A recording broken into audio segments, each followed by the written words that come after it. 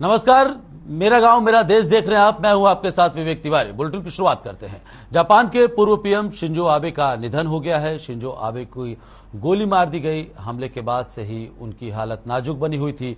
हालांकि Shinzo Abe पर हमला करने वाला हमलावर पकड़ा गया है। तो वहीं पीएम मोदी और कांग्रेस नेता राहुल गांधी ने उनके निधन पर शोक जताया है। पीएम ने 9 जुलाई को भारत में राष्ट्रीय शोक की घोषणा भी की है।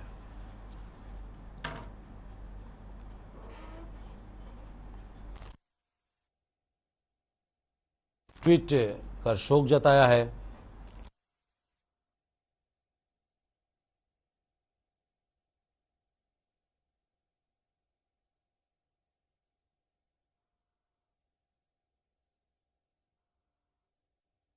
तो राहुल गांधी ने लिखा कि जापान के पूर्व प्रधानमंत्री शिंजो आबे के निधन से गहरा दुख हुआ। भारत और जापान के बीच सामरिक संबंधों को मजबूत करने में उनकी भूमिका सराहनीय थी। वह हिंद प्रशांत में एक अस्थायी विरासत छोड़ गए हैं। उनके परिवार और जापान के लोगों को ढांढस बंधाया है। वहीं पीएम मोदी ने लिखा, श्री आबे ने भारत जापान संबंधों को एक विशेष सामरिक और वैश्विक साझेदारी के स्तर तक बढ़ाने में बहुत बड़ा योगदान दिया। आज पूरा भारत जापान के साथ शोक में है और हम इस कठिन घड़ी में अपने जापानी भाइयों और बहनों के साथ खड़े हैं। इसके साथ ही उन्होंने लिखा कि पूर्व प्रधानमंत्री शिंजो आबे के प्रति हमारे गहरे सम्मान के प्रतीक के रूप में 9 जुलाई 2022 को एक दिन का राष्ट्रीय शोक मनाया जाएगा। एक और ट्वीट पीएम मोदी ने किया। उन्होंने लिखा कि टोक्यो में अपने प्रिय मित्र शिंजो आबे के साथ मेरी सबसे हालिया मुलाकात की एक तस्वीर भी साझा कर रहा हूं। भारत जापान संबंधों को मजबूत करने के लिए हमेशा भावुक रहने वाले उन्होंने अभी जापान भारत एसोसिएशन के अध्यक्ष के रूप में पदभार भी संभाला था। वहीं प्रदेश के मुख्यमंत्री मनोहर लाल चरखी दादरी दौरे पर रहे। इस दौरान सीएम ने के साथ में बिजली मंत्री रणजीत सिंह चौटाला भी मौजूद रहे। मनोहर लाल ने प्रगति रैली में पहुंचकर जनसभा को संबोधित किया। सीएम मनोहर लाल ने चरखी दादरी में करीब 17 परियोजनाओं का उद्घाटन और शिलान्यास किया। इसके साथ ही सीएम मनोहर ने बताया कि उन्होंने पिछली बार चरखी दादरी में 200 घोषणाएं की थी। सीएम मनोहर ने कांग्रेस पर निशाना साधते हुए कहा कि कांग्रेस ने बेरोजगारी के झूठे आंकड़े पेश किए। सीएम ने बताया कि 80,000 लोगों को नौकरी दी जा चुकी है। 5,000 सिपाहियों की अभी नियुक्ति हुई है। इसके साथ ही सीएम ने बताया कि बिना पैसे लिए सभी की नियुक्ति की गई है।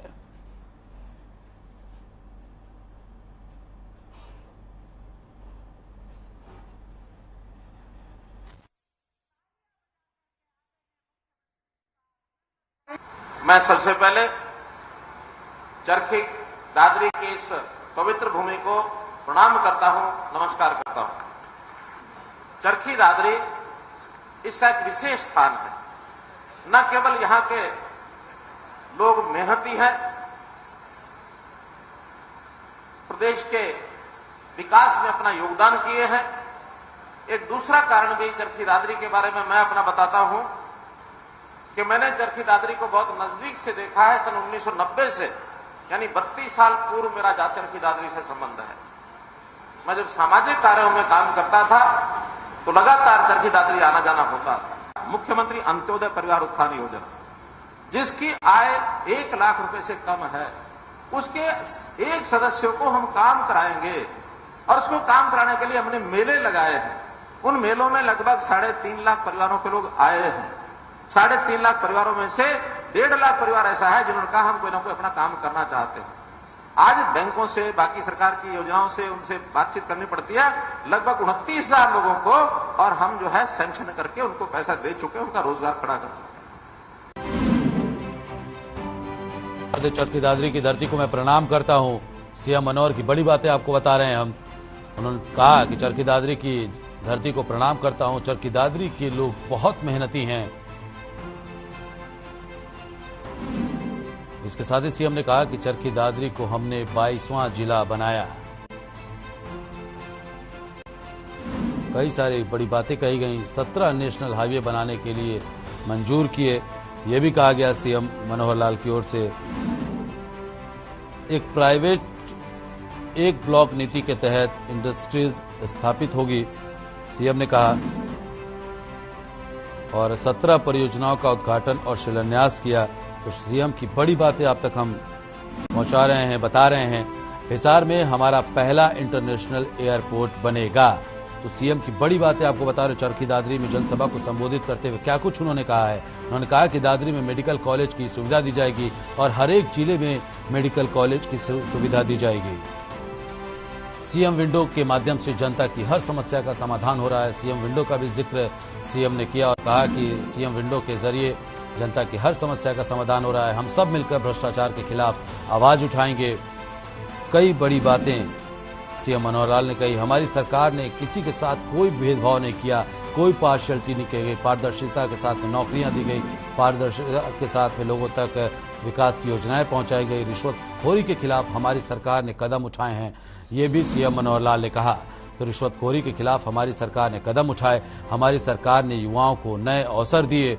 तो बड़ी बातें आप तक हम पहुंचा रहे हैं। रोजगार के अवसर उपलब्ध कराए गए। तो सीएम की बड़ी बातों का जिक्र हम कर रहे हैं, जो सीएम ने प्रगति रैली में कहा है। नई फैक्ट्रियों में नौकरी के लिए हमने 75% आरक्षण कानून बनाया, ये भी सीएम मनोहर लाल ने कहा। 29,000 लोगों को नौकरियां मुहैया करवाई गई।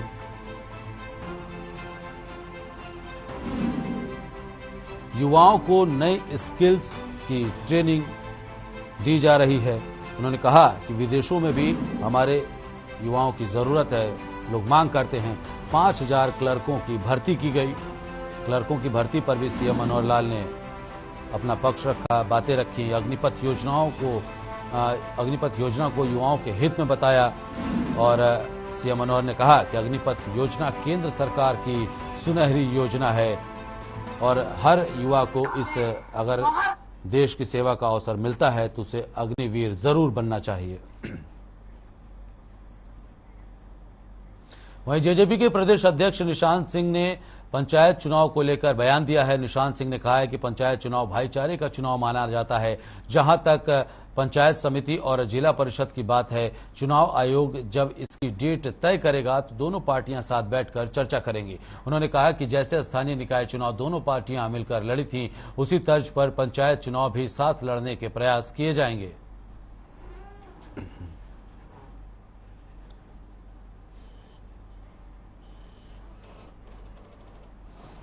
देखिए, पंचायत चुनाव जो है वो तो भाईचारे का चुनाव माना जाता है। जहाँ तक पंचायत समिति और जिला परिषद की बात है, उसको हम गठबंधन के लोग मिलकर के जैसे ही चुनाव आयोग उसकी डेट दे देता है तो बैठ कर के चर्चा करेंगे और उसके ऊपर किस तरीके से लड़ना है। वो जैसे स्थानीय निकाय के चुनाव हुए हैं, मिलकर के हमने लड़े हैं, तो इसी तरीके से प्रयास करेंगे कि मिलकर के जिला परिषद के चुनाव। वहीं अंबाला से अमरनाथ यात्रा के लिए श्रद्धालुओं का जत्था रवाना हुआ। इस विशाल यात्रा को अंबाला के मेयर शक्ति रानी शर्मा ने हरी झंडी दिखाकर रवाना किया। विशाल यात्रा को रवाना करने से पहले पूजा अर्चना की गई। अंबाला से हर साल यह जत्था शहर के जगाधरी गेट से अमरनाथ के लिए रवाना होता है। वहीं मेयर शक्ति रानी शर्मा ने भगवान से उनकी यात्रा को सफल बनाने की कामना की और बताया कि यात्रा में बुजुर्ग और छोटे बच्चे भी शामिल हैं।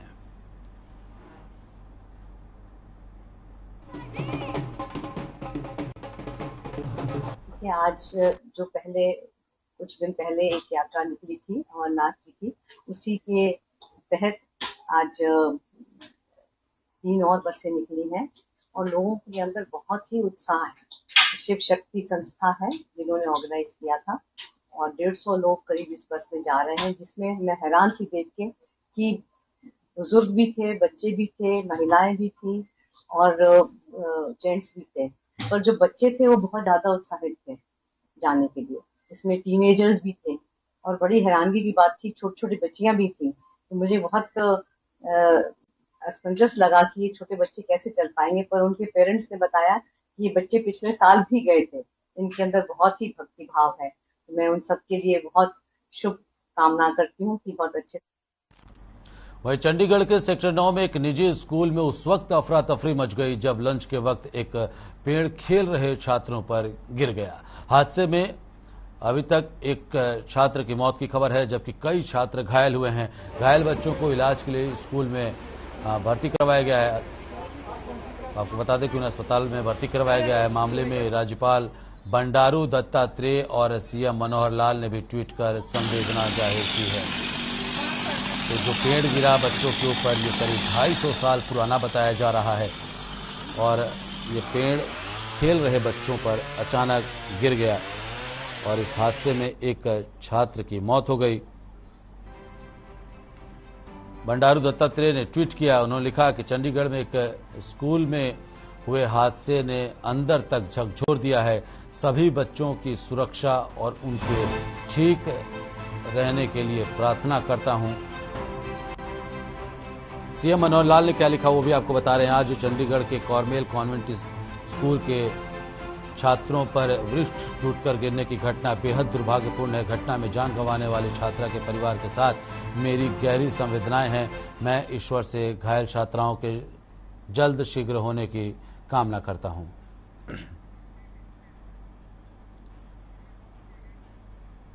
वहीं कुरुक्षेत्र के गांव मोहनपुर के सरकारी प्राथमिक स्कूल में पढ़ रहे बच्चे राम भरोसे स्कूल में अपनी पढ़ाई कर रहे हैं। 5 जुलाई से स्कूल में कोई भी अध्यापक नहीं है, सिर्फ एक चौकीदार है जो बच्चों की देखभाल कर रहा है। सुबह बच्चे आते हैं और सारा दिन खेल कूद कर वापस चले जाते हैं। जब इस बारे में शाहबाद खंड शिक्षा अधिकारी हरदीप कौर से बातचीत की गई तो उन्होंने कहा कि मुझे इसके बारे में नहीं पता था और वहां पर एक टीचर अपॉइंट किया हुआ है। अगर वह छुट्टी पर गया है तो जल्द वहां पर दूसरा टीचर अपॉइंट कर दिया जाएगा और अगर फिर भी कोताही बरती गई तो उस पर कार्रवाई की जाएगी।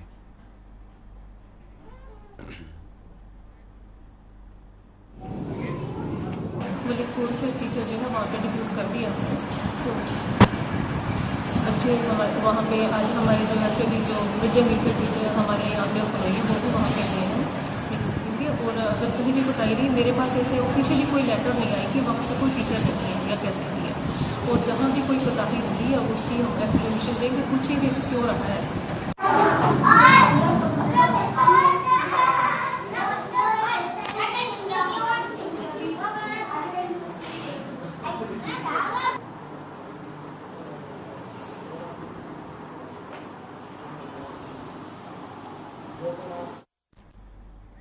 और यहां रुक रहे हैं छोटे से ब्रेक के लिए। ब्रेक के बाद भी खबरों का सिलसिला लगातार जारी है।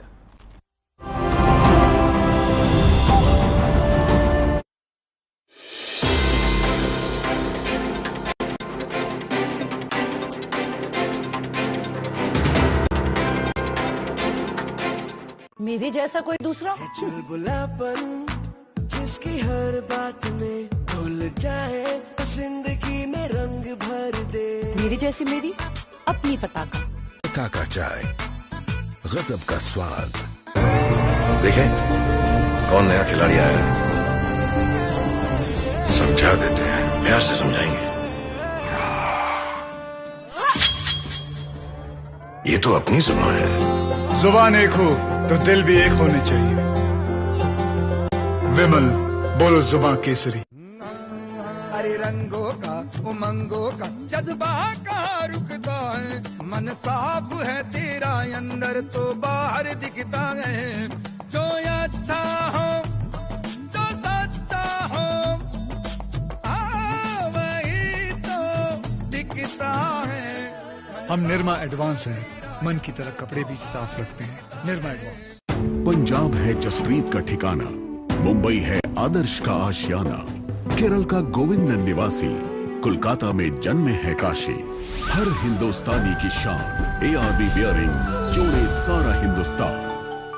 सब कुछ आजमाया और तब मैंने माना कि सिर्फ सच्ची सहेली ही है महिलाओं के उन मुश्किल दिनों की हर समस्या, जैसे कठिन दर्द, अनियमितता, खून की कमी, थकान व कमजोरी जैसी सभी प्रॉब्लम्स के लिए नंबर 1 औषधि एवं tonic.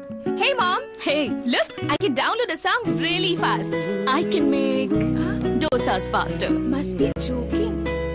Bus, 3 easy steps. Mix with water, spread batter, fry.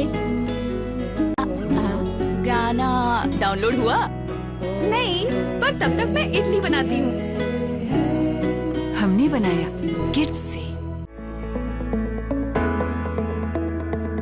अगर आप पत्रकारिता के क्षेत्र में करियर बनाना चाहते हैं तो हम सिखाएंगे आपको इलेक्ट्रॉनिक मीडिया के हर गुण। जल्दी करें, साधना एकेडमी फॉर मीडिया स्टडीज में एडमिशन शुरू हो चुके हैं। सिर्फ कुछ ही सीटें बची हैं, तो देर बिल्कुल न कीजिए। हमारा कॉन्टैक्ट नंबर है 9999131700, 9999131800, या फिर आप हमारी वेबसाइट www.sadhnamedia.com पर विजिट कर सकते हैं। आप हमें noida.sams@gmail.com पर ईमेल भी कर सकते हैं। 100% जॉब प्लेसमेंट की गारंटी। आज ही संपर्क करें। अरे रंग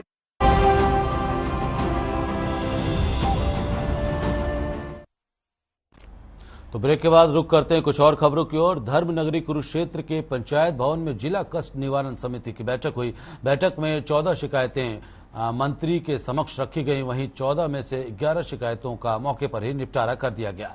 जिला कष्ट निवारण समिति की बैठक में लाडवा से आए राकेश कुमार का कहना था कि साल 2015 में सरकारी लाडली योजना के तहत उनकी बेटी को मैच्योरिटी पर 1 लाख रुपए मिलने थे, लेकिन 7 सालों में LIC प्रमाण पत्र के लिए उनकी जूतियां घिस गई हैं। वहीं मंत्री कमलेश ढांडा ने कहा कि जिला कष्ट निवारण समिति की बैठक में 14 में से 11 शिकायतों का मौके पर ही निपटारा हो गया और 3 शिकायतें अगली बैठक के लिए पेंडिंग रखी गई हैं।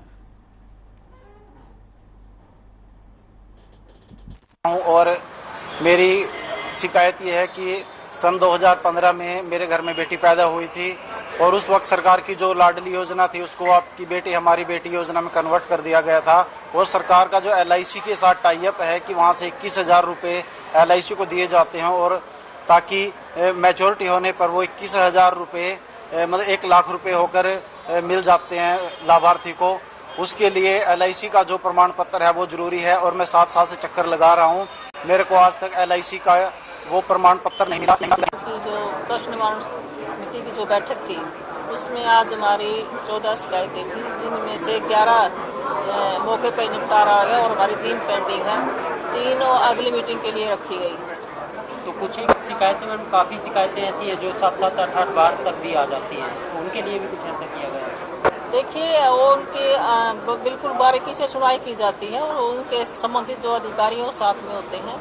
अगर शिकायतकर्ता की संतुष्टि नहीं होती तो उसके लिए अगली बैठक के लिए उसको हमें रखा जाता है। शिकायतकर्ता की संतुष्टि हो जाती है, उसका काम हो जाता है, उसको पेंडिंग उसको हमें। वहीं यमुनानगर में अपराधियों के हौसले इस कदर बुलंद हैं कि लोगों की मौजूदगी में ही वह अपराध करने से भी बाज नहीं आ रहे। मामला यमुनानगर के महिंद्रा पेट्रोल पंप का है, जहां बाइक सवार 2 युवकों ने पेट्रोल भरवाने के बाद पेट्रोल पंप के सेल्समैन से पैसे छीन लिए। वहीं कर्मचारी के विरोध करने पर बदमाश कुछ मीटर की दूरी पर उसे घसीटते हुए ले गए। वहीं यह घटना CCTV में कैद हो गई। शहर के बीचों बीच हुई इस घटना ने पुलिस के सामने भी चुनौती पेश की है। हालांकि घटनास्थल से पुलिस की चेक पोस्ट महज 200 मीटर की दूरी पर है, लेकिन बदमाशों को पुलिस का भी कोई खौफ नहीं है। फिलहाल सूचना पर पहुंची पुलिस ने CCTV फुटेज को कब्जे में लेकर आगे की कार्रवाई शुरू कर दी है। तो तस्वीरें आप देखिए, कैमरा 1 और कैमरा 2 किस तरह से बाइक पर सवार 2 युवक पेट्रोल पंप कर्मचारी को घसीटते हुए अपने साथ ले जा रहे हैं। पैसे छीन लिए गए उसके, और पहले से ही ये दोनों बदमाश चेहरे पर रुमाल बांधकर पहुंचे थे।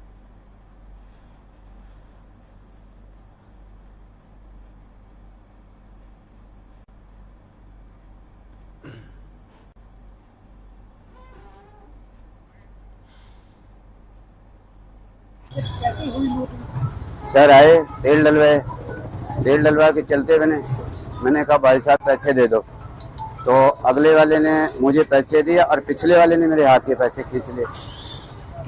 पैसे लग रहे हैं? मुंह में डाटा बांधा। सब तमाम प्रकार के पब्लिक है, ऐसी आती रहती है, मुंह में डाटा बांध रखा। पेट्रोल पंप पर एक स्नैचिंग हुई है जिसमें 2 लड़के थे, स्प्लेंडर बाइक की ब्लैक कलर की, और उन्होंने पेट्रोल पंप कर्मचारी से 6-7 हजार रुपए जो बता रहे हैं उन्होंने स्नैच किए हैं। जो चलाने वाला है उसने ग्रीन टी-शर्ट डाली हुई है, तो पीछे लड़का बैठा है जिसने स्नैच किया उसने रेड कलर का लोअर और रेड और ब्लैक कलर की टी-शर्ट डाली हुई है। तो सर ये सारी वारदात CCTV? हाँ, ये सारी वारदात CCTV में कैद हो गई। खबर पहुंचा रहे हैं जहां बदमाशों के हौसले दिन प्रतिदिन बुलंद होते जा रहे हैं और इसी कड़ी में एक बार फिर बदमाशों ने दिन दहाड़े पेट्रोल पंप पर सेल्समैन से पैसों की लूट की है। पैसे छीनकर फरार हो गए।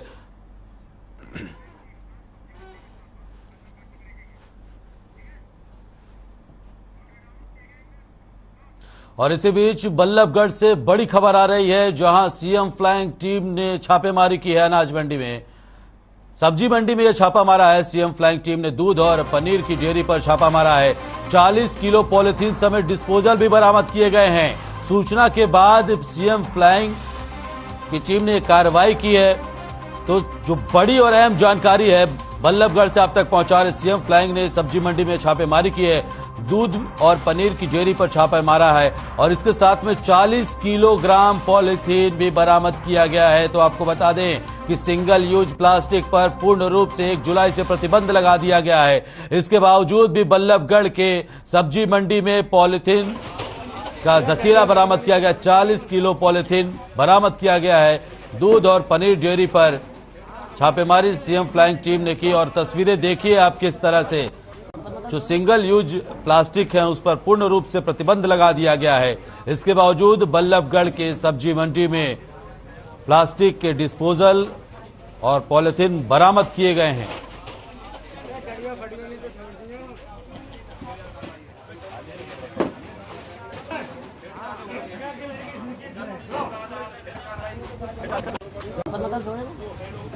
सूचना मिली कि यहाँ पे अवैध पॉलिथीन और उसका भंडार है, गोदाम है। हमने आके लोकल पुलिस को और डिपार्टमेंट को, नगर निगम वालों को लेकर कार्रवाई चेक की तो यहाँ हमें जो है ना 40 किलो के लगभग हमें माल मिला, जिस पे नगर निगम ने अपनी कार्रवाई कर दी है नियमानुसार। बाकी खबर पानीपत से, जहां जिले के गांव सौदापुर में संदिग्ध परिस्थितियों में युवक की मौत का मामला सामने आया है। परिजनों ने युवक की हत्या करने की आशंका जताई है। मिली जानकारी के मुताबिक परिजनों ने बताया कि मृतक अमित का आरोपी के घर आना जाना था। वहीं उसने बीती रात खाना खाया था, जिसके बाद अमित को पेट दर्द और उल्टियां होने लगी, जिसके बाद आरोपी ही अमित को अस्पताल पहुंचाया। जहां अस्पताल पहुंचते ही युवक की मौत हो गई। वहीं घटना की सूचना पर मौके पर पहुंची पुलिस ने शव को कब्जे में लेकर के सिविल अस्पताल में रखवाया और परिजनों के बयान लेकर मामले की तफ्तीश शुरू कर दी है।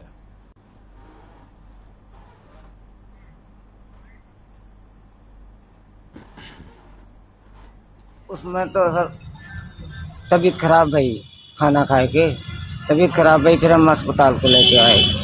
फिर ये ना आन में जो कागज को ना पर्ची उर्ची कटवाई तो लो पानी। क्या कुछ बनाया? आलू की सब्जी बनाई प्याज की। उसके बाद कैसे क्या हुआ? उसके बाद क्या हुआ? उल्टी आई? हाँ उल्टी आई।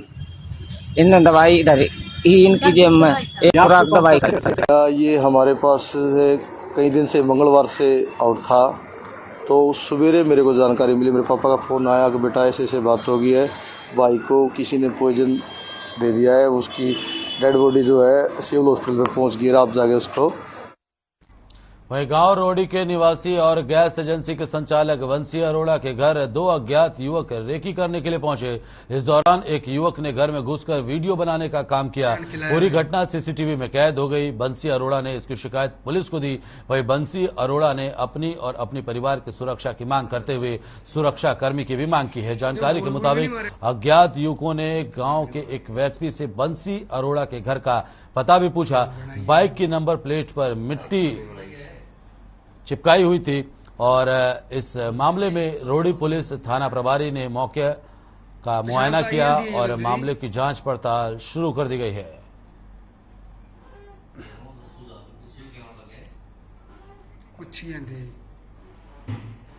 तो 2 युवक बाइक पर सवार होकर के रेकी करने के लिए पहुंचे थे और उनके इस करतूत को सीसीटीवी ने कैद कर लिया। और देखिए आप किस तरह से ये शख्स घर के अंदर घुसता है और मोबाइल उसके हाथ में है और वीडियो बनाने के बाद, कुछ फोटोज लेने के बाद वह शख्स वहां से निकल जाता है।